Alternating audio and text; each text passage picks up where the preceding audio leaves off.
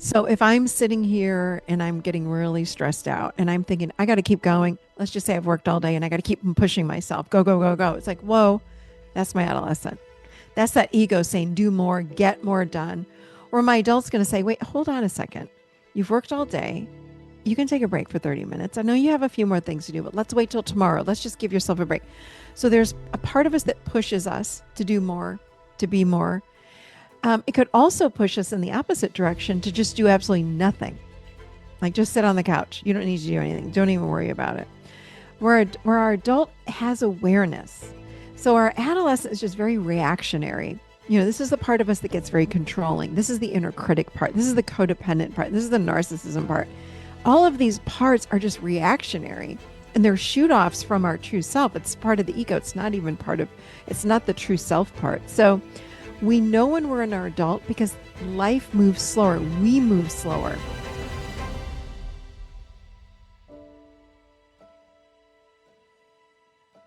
What if the reason you feel stuck, despite all the healing, therapy, and inner work, is because you are living from the wrong part of yourself?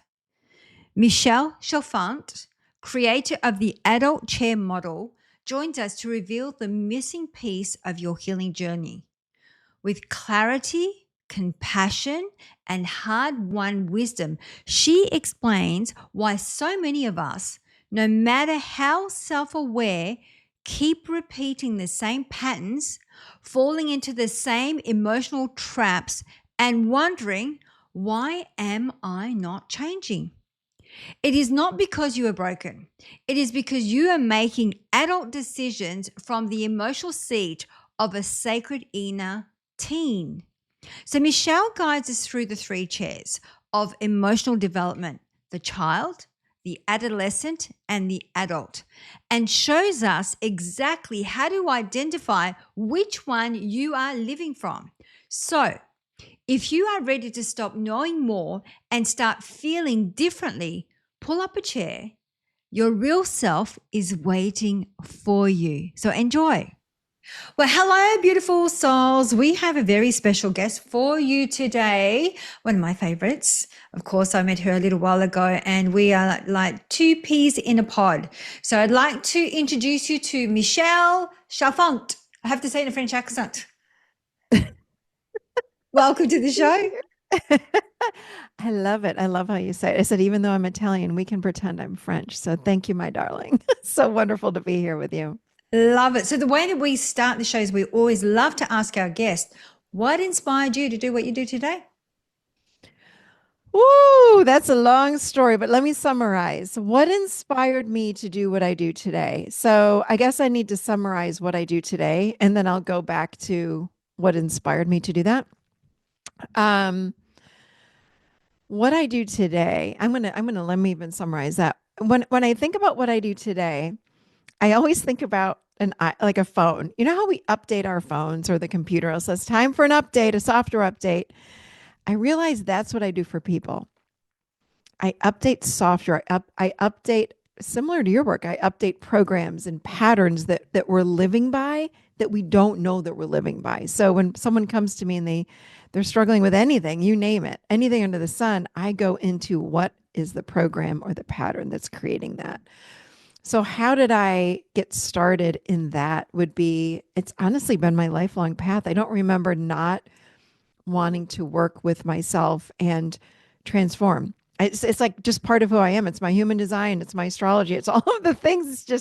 It's how I'm wired is to look at my stuff. But the way I was raised, it resulted in codependency, people pleasing. I had anxiety in high school and college, and I didn't know it. I wouldn't have labeled any of those things because I didn't really know what they were. Functional depression. On the outside, I looked the part. I had the boyfriend, I had the friend group, I had the sorority, I had it all going on.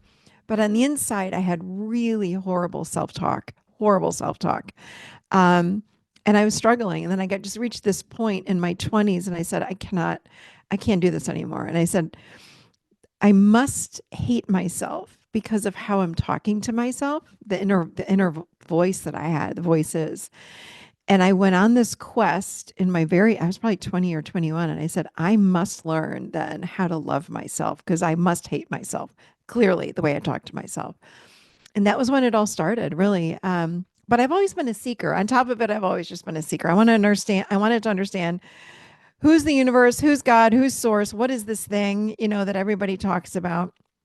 And then also there was my personal work. So that's when my personal work started, was really in my early 20s. And I went on this quest of learning, how do I love myself? So I started reading tons of books, and it was so beautifully synchronistic that the right teachers showed up. And in school, I was taking classes on things that just were so inspirational, and it just has never ended, honestly. I think I will always do personal work. So I went on to become a therapist and a coach, and again, worked with clients one on one, and started the Adult Chair podcast in 2014, which is now the Michelle Chalfant Show podcast, and started a coaching certification, and do live events and retreats, and gosh, all the things. And I just keep going and growing and teaching, and I love all of it. And I would not trade anything. I wouldn't trade my past for anything. I love who I was and who I am today. And I love teaching people how to transform their own lives. Wow, that's a lot. I love it. And I think also I think that you people will come to you because you've actually experienced it. Totally. Yeah, and I think Yes. the beautiful thing is about being transparent. I think that just the other day, somebody was saying to me that I didn't know you experience anxiety. I didn't know that you experience the inner critic, and I'm like, I'm human.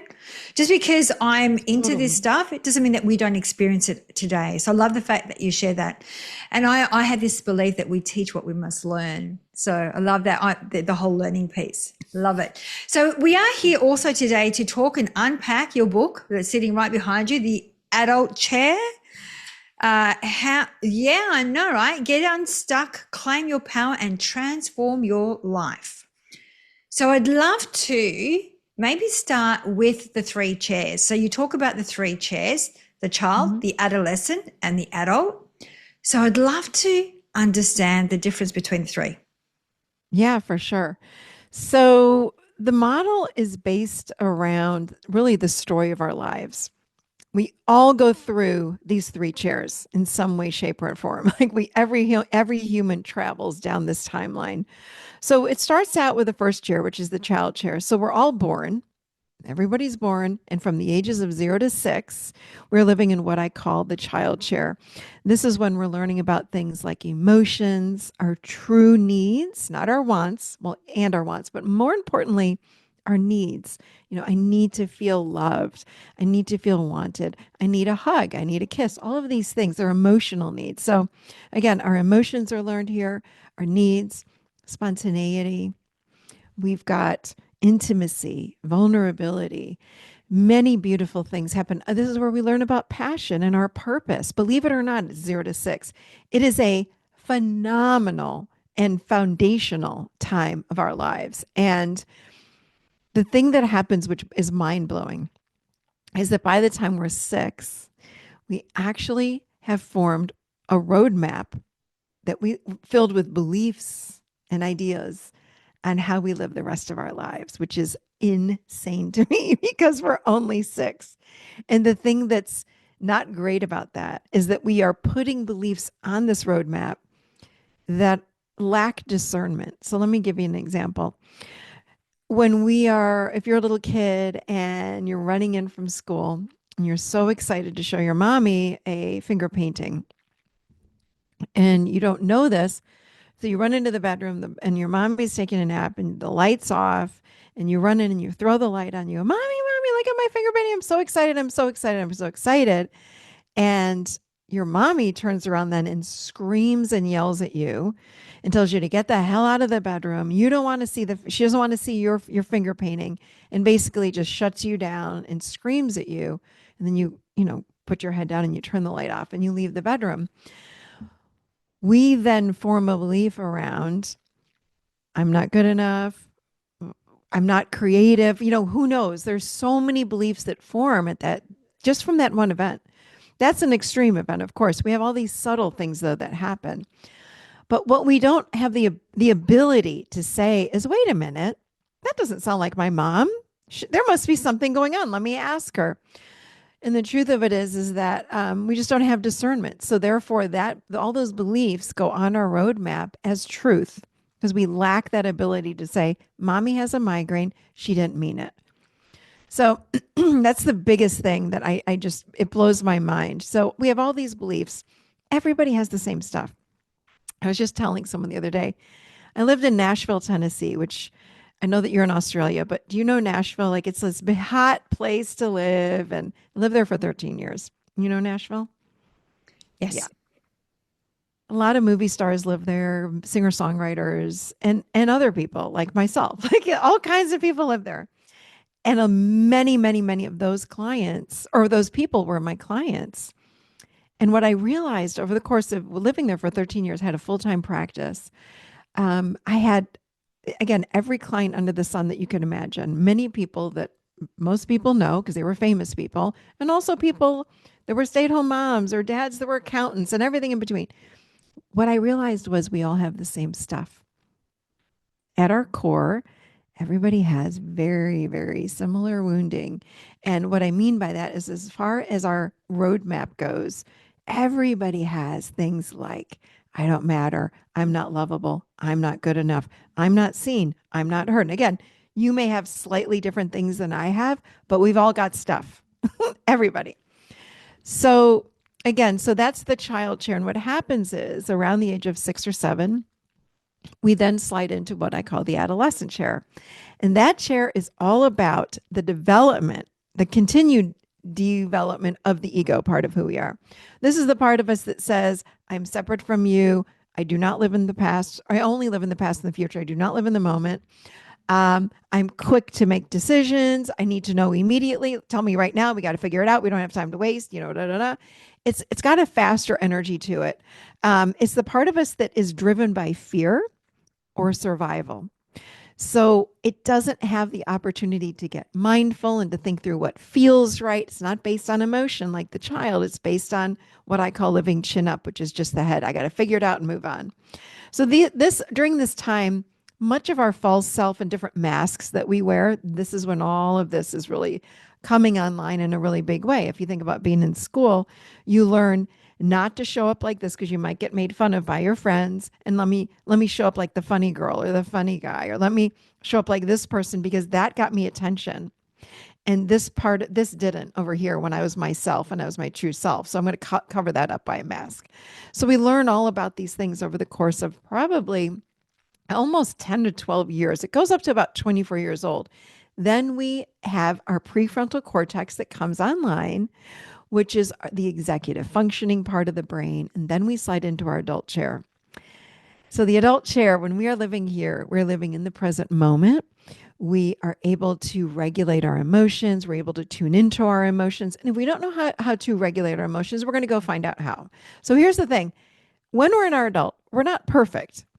That's not the quote unquote perfect chair, but we're healthy. So, like I just said, if I find that I'm overreacting, I'm going to go, huh, because I have awareness in my adult. Huh, that's not me. Let me go and hire a coach, hire a therapist. Let me go get some acupuncture. Let me go get some hypnotherapy, whatever it might be. I'm going to work on it. So I'm very aware of who I am in my life and what healthy might look like. It's like it's a benchmark for where we need to aim. This is where we are able to set healthy boundaries. We're able to wait and allow things to evolve and then make choices for ourselves. Yeah, so it's a beautiful chair, but unfortunately, most of us do not sit there. We are physically adults, but we actually are existing from the adolescent chair, which is typically, which sounds crazy, but the emotional age of about a 12 to 13-year-old. Those are the decisions that we are making. Like we make decisions from that place, which is kind of crazy. Wow. So, how can someone tell what chair they're in? Because obviously, as you were going through, I was thinking about the development phases. It's and like you said, you're absolutely the imprinting, the modeling, and the socialization. Mm-hmm. So, absolutely, we Mm-hmm. go through those. But how do we know from a day to day basis what chair we're living in? Yeah. So if I'm sitting here and I'm getting really stressed out and I'm thinking, I got to keep going. Let's just say I've worked all day and I got to keep pushing myself. Go, go, go, go. It's like, whoa, that's my adolescent.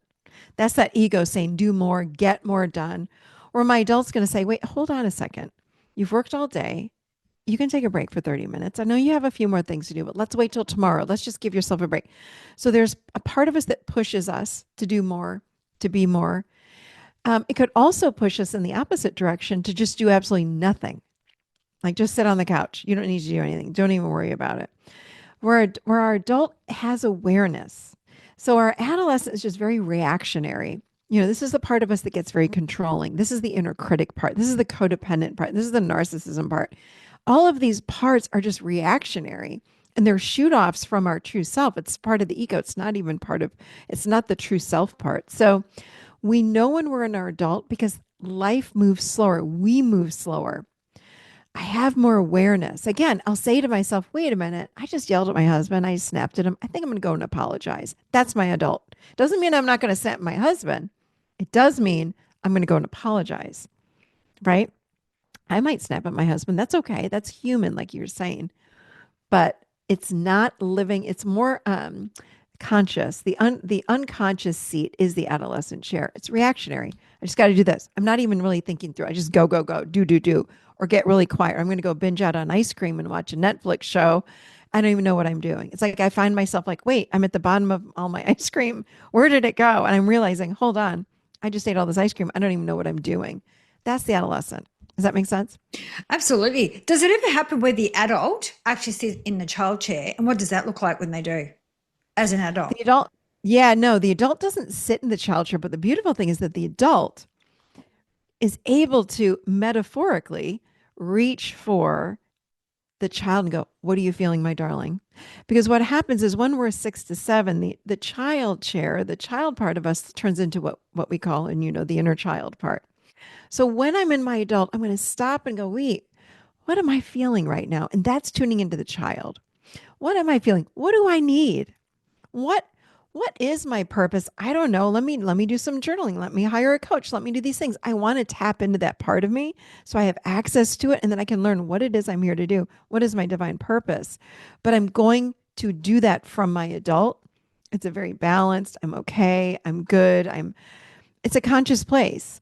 So it's we if we divert and find ourselves in the child, and this is a great example too. Sometimes when we don't know who we are in the moment, if someone's yelling at us, if we feel very triggered, we lose ourselves. We lose connection to that conscious part of who we are. I know the way I grew up, I would disassociate. I'd go, wait, how old am I? Even like when my husband would yell at the dog, because I grew up with my dad's twin brother, would yell all the time in our house when he'd come over. It was very triggering for me as a kid. I learned how to leave my body very well. I think it was one of my superpowers, honestly. As an adult, I had to learn how to step back in. Wait a minute, this is not healthy. But I'm glad I had that when I was growing up because you can't, when you're 7 or 8, get in the car and drive away. So I did what I had to do. But as an adult, I found myself disassociating. That was my little kid getting so triggered. She didn't know what to do. Again, an old program or pattern caused me to leave the body. And I was like, hold on a second. As I learned this model and was creating this model, I was like, wait, again, back then I was like, wait, I'm 40 years old or 45 years old. I don't have to leave anymore. My husband's not my uncle. He's not a rager. Let me bring myself back in. So I would divert into this wounded or scared little kid. And then, but from my adult, I could tap in and bring her back.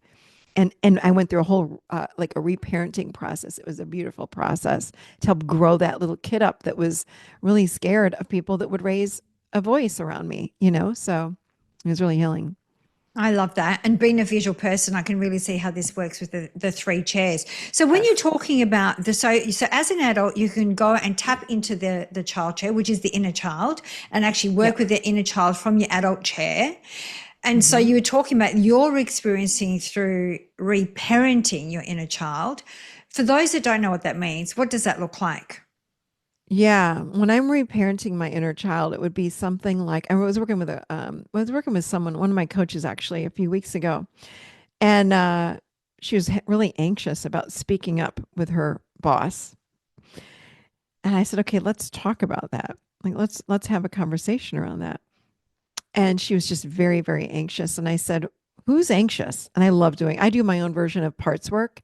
It's more spiritually or energetic based. I said, "Who's anxious?" And she says, I don't know. I feel like I'm 5 years old. I said, let's go talk to that part of you. And we did this beautiful work with that inner child part of that little kid inside of her.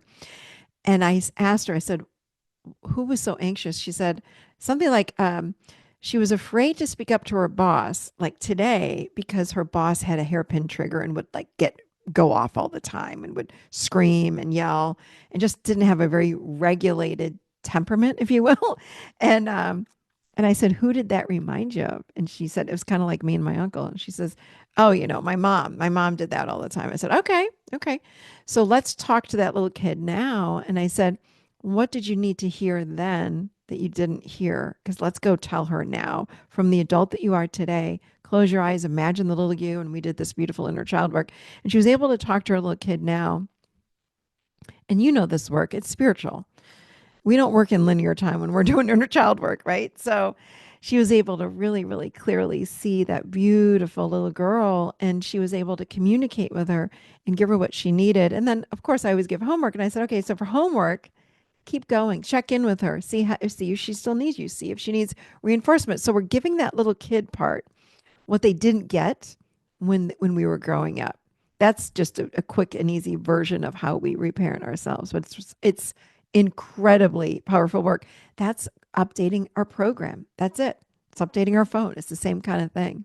So I love that analogy, updating our phone, because we do it on so regularly, really. It depends all on the what time. type of phone, but we're regularly updating our software. So I love that analogy.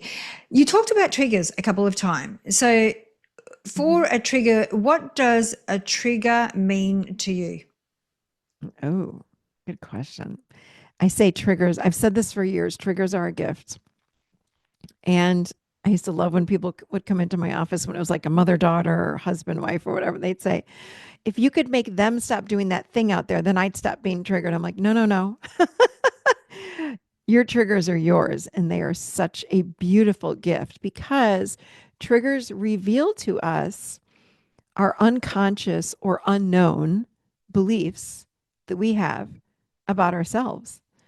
And it's one way. There are other ways. You could go to and do hypnosis or whatever you want to do, but this is such an easy way, and it's free, but it takes work to actually look at yourself when you have a reaction to what someone outside of you out there, I'm pointing outside of me, someone outside of me or something happens out there, and it causes an internal reaction, an emotional reaction inside of me, and it lingers longer than 30 minutes. Sometimes it's just anger. People say, well, isn't it just anger? Yeah, sometimes it is. Sometimes it's just angry. Great. I love anger. It's a great emotion. But if it's lingering and you're sitting with it more than an hour and you're still talking about that thing that so and so said, that's an opportunity to look inside at personal work. That's an opportunity to say, hey, hold on.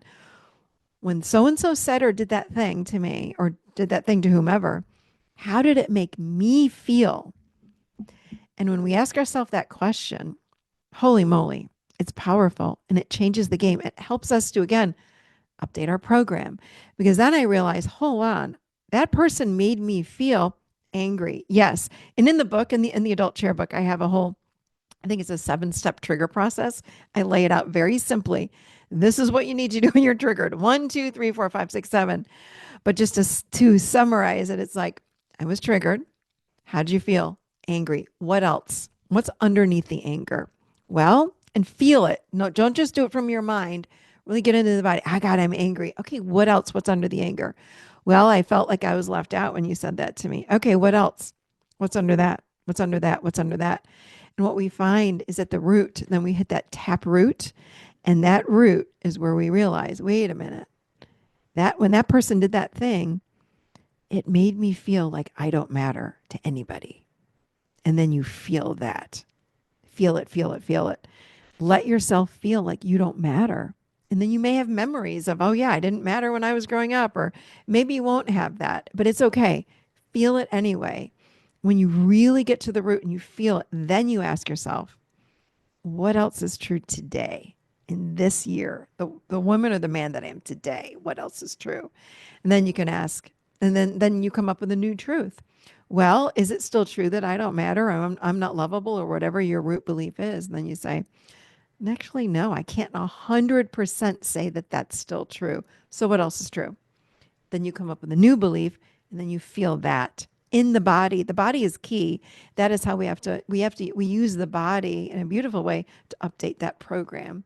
And then you start looking for evidence of that belief, that new belief, because it's there. We just have to look for it. And finding the, so that's how you reinforce it, right? When you're looking for, yeah, for evidence Yep. to when you're doing the reprogram. I love that. I always say that your external world is a reflection of your internal world, and the triggers are your messenger. So if you get triggered, then it's something that you need to work through or with. Yes, I love the way that you described it. I love what you just said too. So that's exactly it.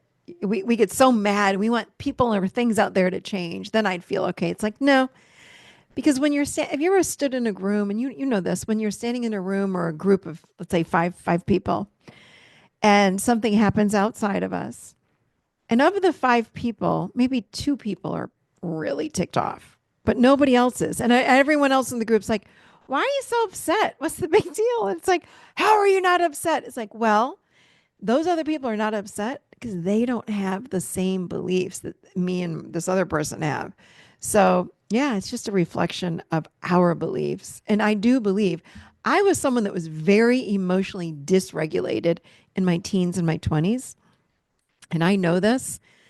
When I started doing this work in my 20s, I noticed that I started emotionally regulating just from doing the trigger work. It was probably some of the most powerful work that I did. It was like a domino effect to all this other beautiful work. But yeah, we've got to look at what's going on. And here, there are our programs and patterns we have to look at.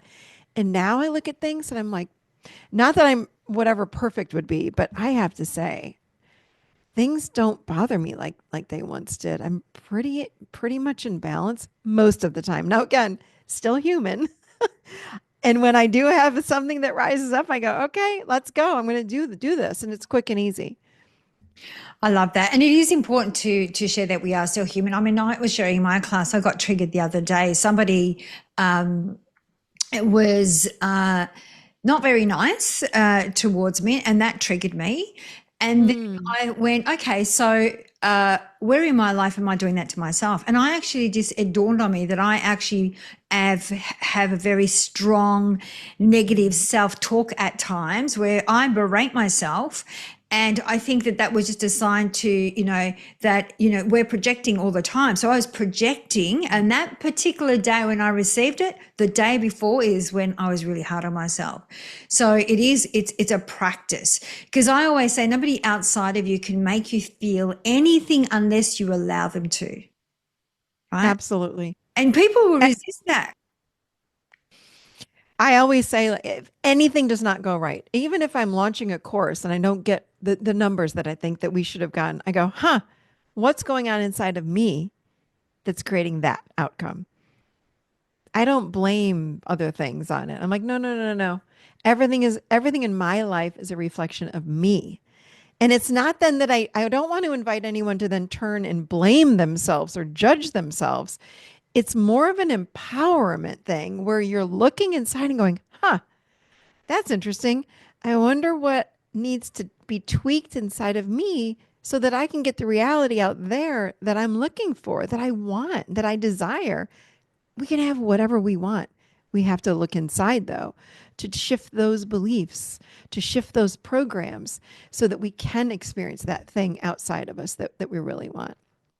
That's so true. And, we're doing our team are doing a bit of an activity. It's a challenge we've set for ourselves.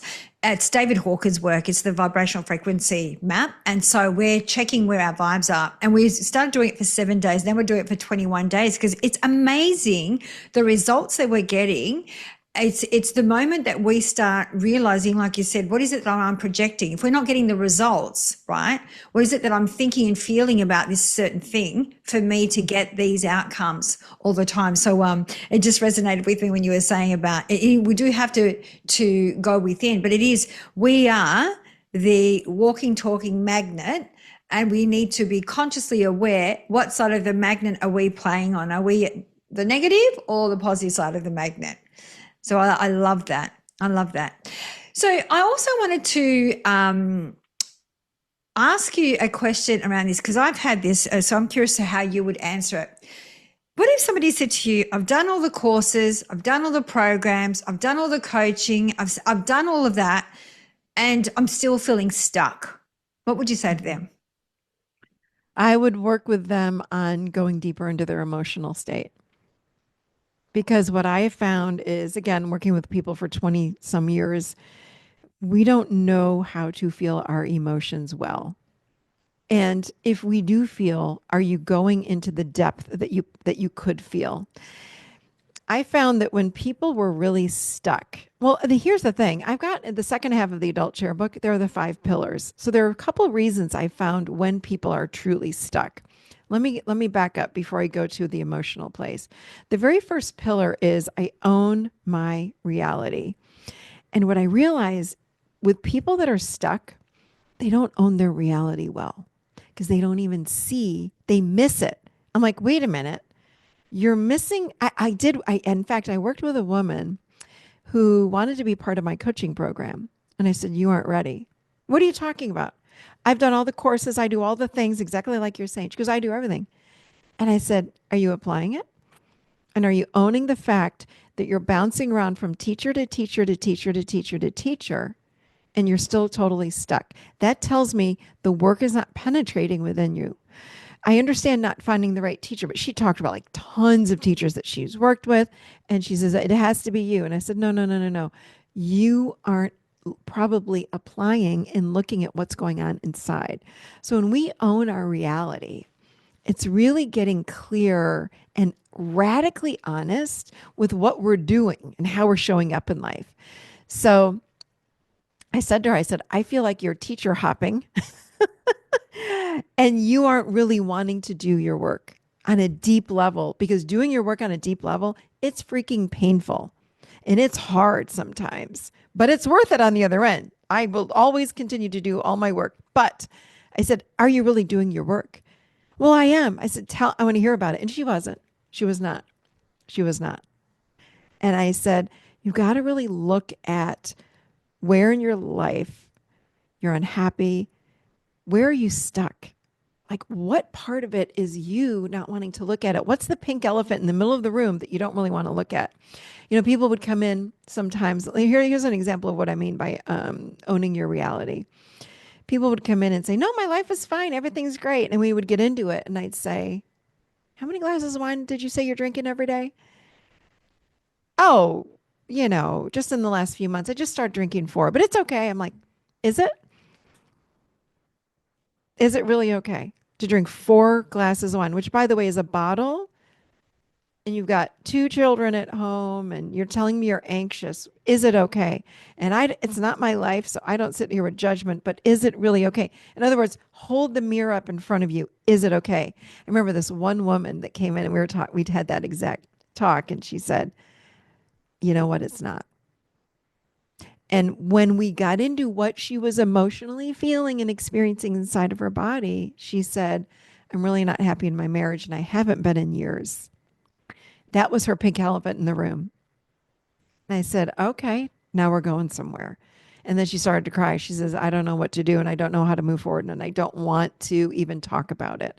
I said, in order for you to make a shift and to get unstuck, you've got to be willing to look at what you don't want to look at and at least own it. So there are a couple of things that she owned. Number one, she said, fine, I'm drinking too much wine every day. And I'm doing it because number two, I'm numbing out because I'm not happy in my marriage and I think I want to leave. I said, there you go. It doesn't mean that we have to do anything. But what I have found is that because we're energy, everything is an energy, right? When we're stuck and we're saying, I don't want to see that, I don't want to see that, and I'm turning my head away, it's like a buildup of energy. I think about who we are as being a very slow, beautiful moving river is who we are as humans. And when we have things that we don't want to see, it's like putting logs in the river. It's like a beaver dam. Like you start building logs, like, I don't want to do this, and I don't want to do this, I don't want to do it, I don't want to do it. And it builds this big dam. And guess what? your energy can't flow. And that's what being stuck is. So when we look at what we don't want to look at in our lives, then we go, oh my God, I'm not happy. Okay, great. Guess what? The beaver dam collapses and the water starts to run. Then we're able to feel the emotions behind what the thing is that we don't want to feel. Like, well, I don't want to feel that. Well, you got to feel it because now the beaver dam is gone. Feel the pain of maybe not wanting to be married. And it was so fascinating. I love this. This is why I said the number one pillar is I own my reality, because I started doing this work with every client that had come in, and I found so many people weren't owning their realities. But what she found was, she said what we just it took a few months in working with it, but what she found was she didn't want to leave. Ultimately, she just wanted a different reality. She wanted a different relationship, and she didn't know how to communicate that with her husband. So when we worked on that, how do you communicate with him and to get your needs met? Guess what? The whole marriage changed. But it couldn't change until she owned her reality. Because when you own your reality, the energy starts moving. All the ideas start coming. It's like the downloads come, and it's like the inspiration starts coming. And then she said, well, I guess I don't want to leave. I don't like where I am. Okay, well then we can work on that. So that's why. That's how you get unstuck. You own your Mm. reality. And What's in what the was, way? and what were the other realities? You said there were other real pillars, sorry. The pillars that Hmm. you spoke about. I love that one, by the Yeah. way. Yeah, thank you. So the first one is I own my reality. The second one is I practice self-compassion. And again, what I did was, after working with clients for 25 years, I sat there, I said, what have I taught more than anything else? What have I repeated over and over and over again over 20 some years? These are the five pillars. So that number one is I own my reality. Second one is I practice self-compassion. And I debated this one because what I found was that people lacked self love and self worth. How do you get there? So, how do you kill two birds with one stone? Self compassion. When I learned from my own life, and then I taught other people how to do this, but when I learned how to speak kindly and compassionately to myself, and I cultivated that strong adult voice. That's the adult chair. It's like I had to grow that voice. I didn't have that voice. I had to grow it. I started growing that voice. I started being very intentional about that voice, that air quotes, that voice. My self-talk that was so negative and hateful went down, way down, and a new voice came up. My self-love improved. My self-worth started going up. And it was like a cascade of positives that started happening, like a domino effect in a good way. So I found that self compassion is a game changer. The third one is I feel my emotions. Again, so many people, as you probably know, don't feel their emotions well. Because you know what? It's no one's fault. We weren't taught. My mom and dad never sat me down and said, all right, let's feel our emotions, or how does that make you feel? That just wasn't language that was popular back in those days. So I have taught more people how to feel their emotions over all these years than anything. It's like, okay, we got to learn how to feel our emotions. The next one is I own my triggers. Again, we're very good at projecting all of our wounding on everybody else and blaming other people for triggering us. But healthy adults own their triggers.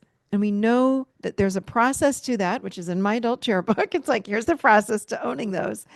This is how you get healthy and how you regulate yourself. This is how you work with even the inner critic. Like, there's so many beautiful ways that we own our triggers. And again, I've got it all in the book. The last one, classic. I set healthy boundaries. It's such an important one. So many of my clients would say, when I would say to them, I think it might be time to set a boundary with so and so. And their response would be something like, well, I'm not confrontational. Why do you think I need to set boundaries with them? I'm like, boundaries are not confrontational. Now, someone that sets them with rage or anger or violence, that's not a healthy boundary. That's a really horrible abusive boundary, to be honest with you. Healthy boundaries simply teach other people how we want to be treated, and that's it. It's a conversation. A boundary can also just be sometimes a statement. And that's it. A request. That's it. Done. Over. It's not a big deal, but we don't know how to do that. We feel uncomfortable. We feel guilty. We feel overwhelmed. We don't want to speak up. So, one thing I found over the years, can I tell you what my secret ingredient or my magic ingredient is for boundaries? Yes, please. Um, Again, I have a whole boundary course on this. In fact, I want to give your audience this boundaries cheat sheet. It's at theadultchair.com/boundaries. Because what I found is that I started working with people on boundaries again 20 some years ago, and I would give them scripts, and they'd come back and go, I can't do it. I don't know what's going on. I still can't do it. I'm like, what is happening? What I found that people needed in order to set boundaries is they need to have healthy self worth, which again, this goes back to self compassion. You build it by doing these 5 pillars. You see how everything just kind of merges together. I said, gosh, I could give people boundary scripts all day long. It doesn't mean a damn thing because they've got to feel worthy and valuable enough to speak up for themselves. And that is something that I work long and hard on with my clients. And it's valuable. If we don't feel valuable, I'm not going to set a boundary. And I think about when you are in a jewelry store, right? Where are the most precious stones? Where are the diamonds? Where are the rubies? They're all in the back with what? An alarm on them. You have to ask the guy working there to unlock the case so you can even get in there because they are the most valuable. They have a boundary on them to protect them. So I started seeing this with clients. I'm like, wait a minute. When I can up their self worth, the tolerance for behaviors or people speaking to them in an unkind way started going down. So I found this interesting thing that was happening. Self worth went up and boundaries started to go up as well because their tolerance for anything that was less than healthy went way down. It was really cool. So, yeah, I've got a whole course on boundaries. I love talking about boundaries. I love that. And I think, it's one of the things that I still struggle with. I have, like, and I see also some of my clients find it hard to have boundaries. Well, they might set them, it's sticking to them is the hard bit. So they might Yeah. get really pumped and go, yes, I'm going to set myself boundaries because, we teach others how to treat us. And yes, I'm going to leave work on time and, all of those things. And they're the initial motivations there, but then it's something, and I wonder whether that's them going back to that adolescent chair, whether it's people pleasing or fear of abandonment or, not having the boundaries. It's how I feel connected. So how do we know? Because I see this often. You see somebody getting really motivated, and they'll do a course like your course, and they how do then they stick to the boundaries? Because I feel like that's the part that most people fall short with or short on when it comes to embedding the boundaries. Yeah, for sure. You've got to learn how to live in your adult. And when we learn how to cultivate, again, this adult chair is something we have to learn. We have to grow into our adult. And what I find is that when we learn how to do that, then when we have a moment where I'm not sticking with it, I go right into parts work. I'll go, okay, who's not sticking with it? Who's diverting us off this path? And I'm going to go in and look at that part. And yes, you're right. It's coming from that adolescent. It's some egoic part that's saying, you don't want to do that. You don't want to stay late for work. You don't want to go to the gym. Come on. Going to the gym is boring. I don't want to go to the gym. It's a trigger in a way. So I'm going to go in and I'm going to go work on that part that is doing the exact opposite thing that I want it to do. And again, I'm going back to self worth again. I'm looking at all the pillars. I'm like, okay, well, I'm going to go into working with self compassion. I'm going to look at my parts, which again, that to me is under the umbrella of triggers. I'm going to take a look at those things and ask. I always ask when I'm teaching this. I go, ask the part of you who's not wanting me to do X, Y, or Z. Who? What part of me? Oh, I don't know. It's a 14-year-old. That's so weird. I see myself. I'm 14. She hated going to the gym. She hated doing exercise. Let's talk to her.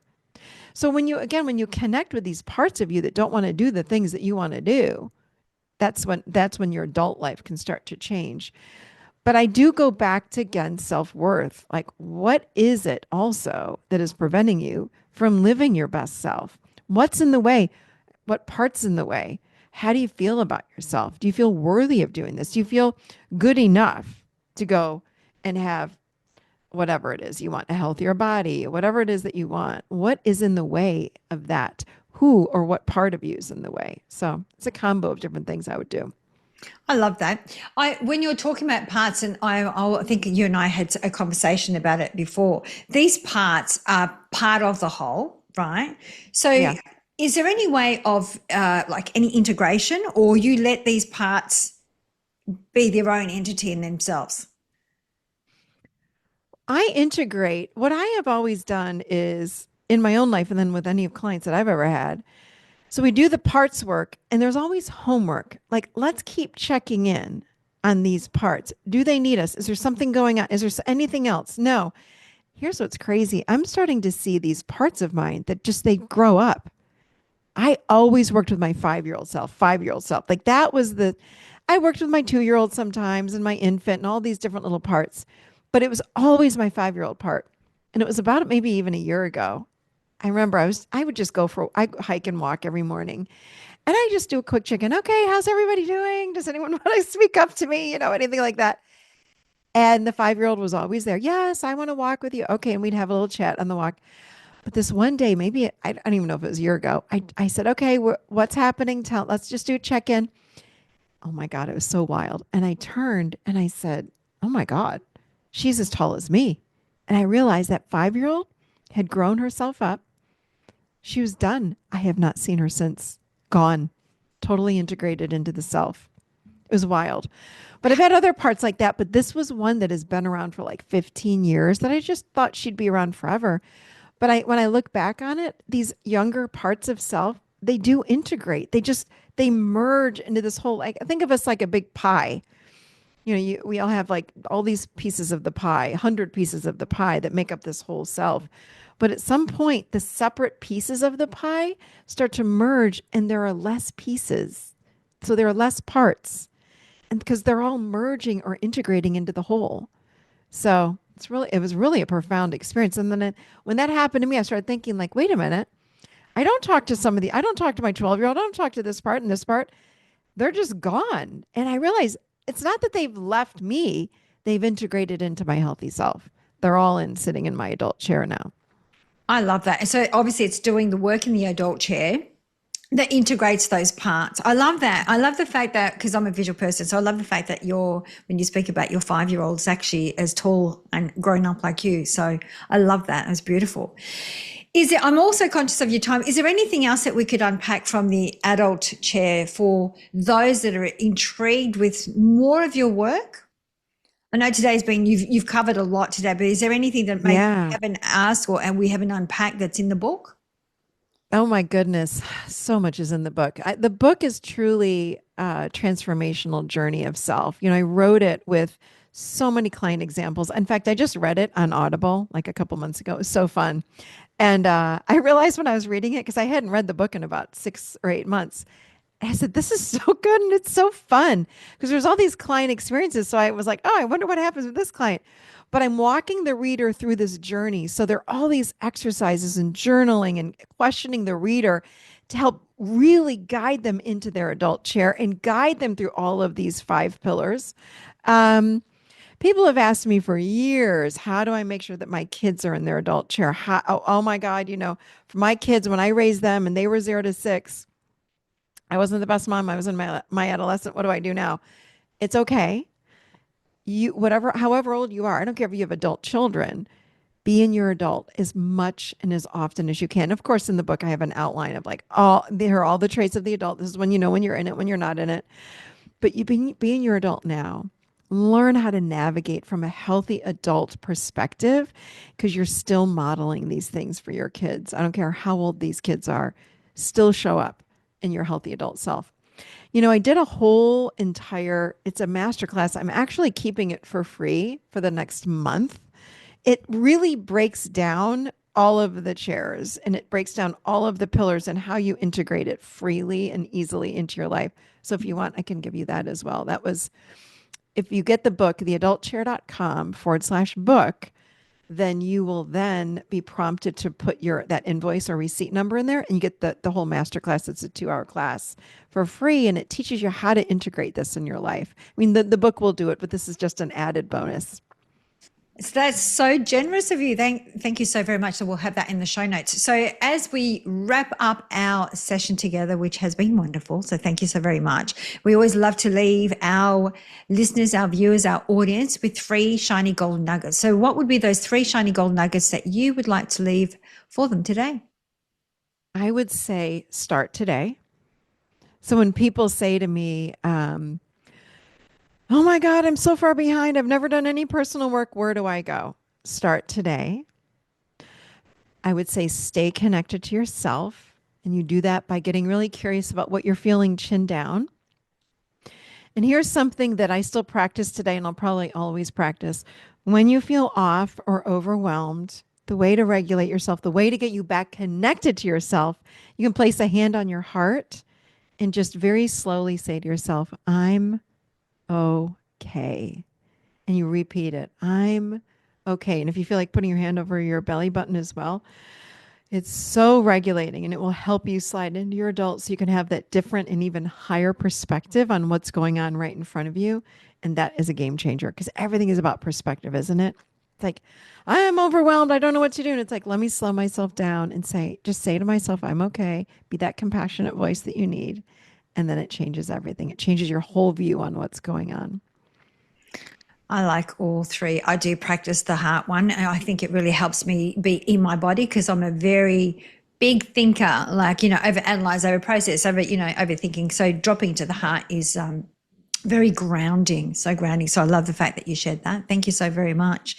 So Of Michelle will course. have everything in the show notes. I want to say thank you so much. I know I'll share everyone the podcast, your beautiful podcast, everything, your social media links, we'll have everything. So can't wait. I'm sure our audience is going to reach out to you. So thank you so much for your time, your energy, and your beautiful self. Thank you. Thank you so much for having me. It was an honor. Thank you.